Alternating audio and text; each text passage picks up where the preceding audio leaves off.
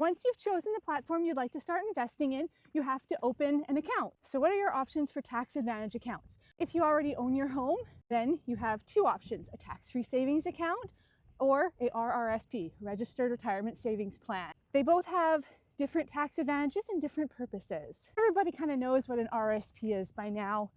You save for your retirement. So you put the money in, it comes off your income for that year, so you don't have to pay tax on earning that money. And then when you take it out in retirement years down the line, that's when you pay the interest on that money.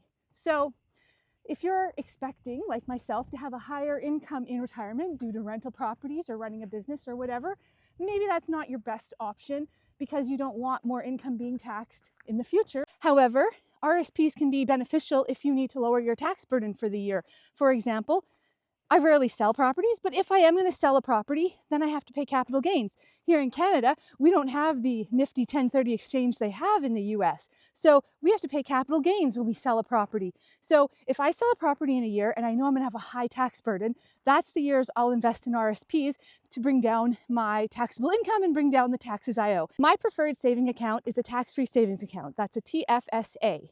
And if you're an adult when it came out, I think at this point, we're up around $110,000 that you can invest into it tax-free. So putting the money in, you've paid taxes, your income taxes on it the year you earned it, but when you put it into the account, it grows tax-free. So any interest or dividends or money you make on that money invested in your TFSA is tax-free. And when you pull it out, you won't have to pay taxes then either. So you're going to want to look at your own financial situation and decide what's better for you, if paying income tax on the money now is better or paying income tax on the money later is better.